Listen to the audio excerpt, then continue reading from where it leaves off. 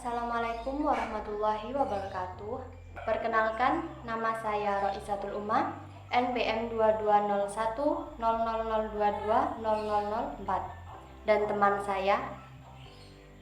Perkenalkan, nama saya Martin Tama Bapa dari Prodi Biologi Angkatan 2020 kelas B.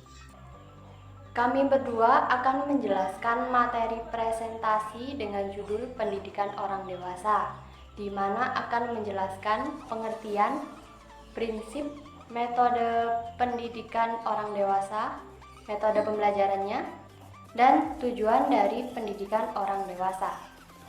Berikut presentasi yang akan kita bahas.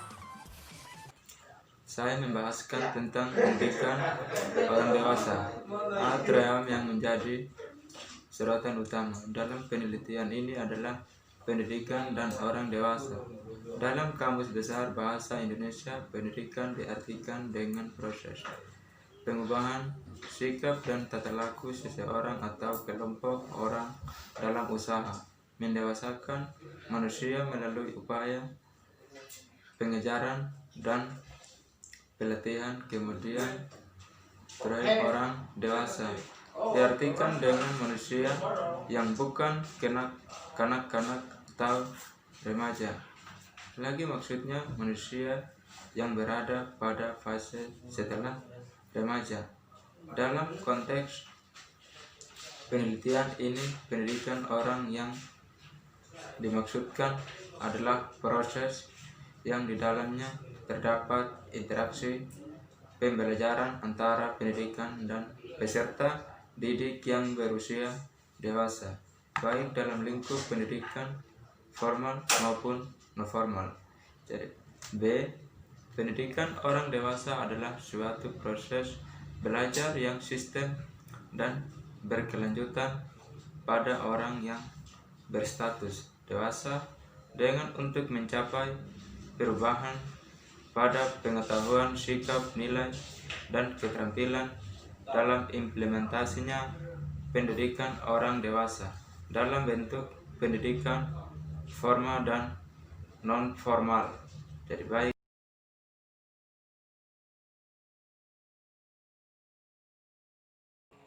Setelah kita membahas tentang pengertian dan prinsip pendidikan orang dewasa, selanjutnya kita akan membahas tentang metode pembelajaran orang dewasa. Langkah-langkah pendidik sebagai fasilitator dalam menerapkan metode pembelajaran orang dewasa dapat diterapkan dengan beberapa tahap. Tahap yang pertama yaitu membina keakraban antara pendidik dan peserta didik, di mana bertujuan untuk mengkondisikan peserta didik untuk mengenal satu sama lain, sehingga tercipta keakraban antara peserta didik dan pendidik.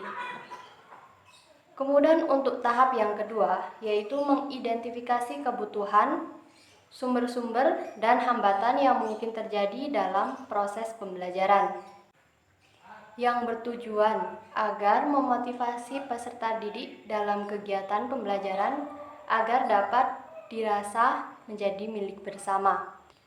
Kemudian tahap yang ketiga yaitu merumuskan tujuan pembelajaran yang melibatkan peserta didik dalam menyusun dan menetapkan tujuan pembelajaran.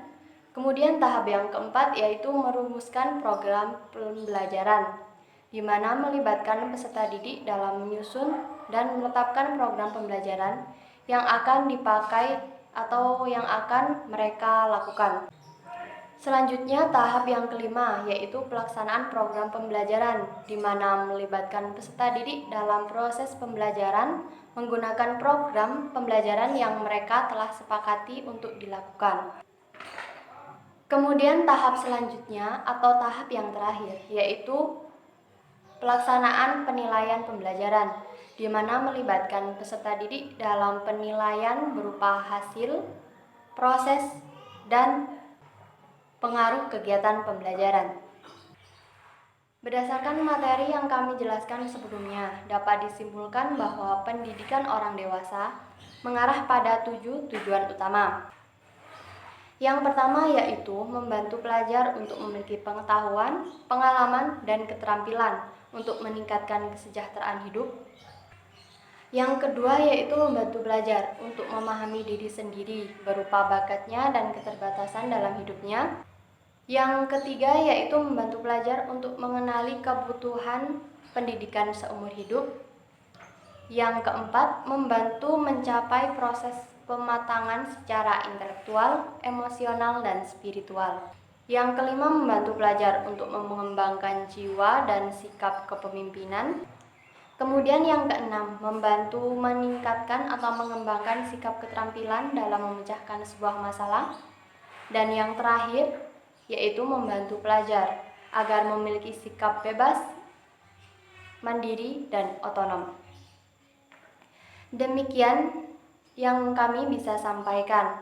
Mohon maaf apabila ada kekurangannya. Terima kasih. Wassalamualaikum warahmatullahi wabarakatuh.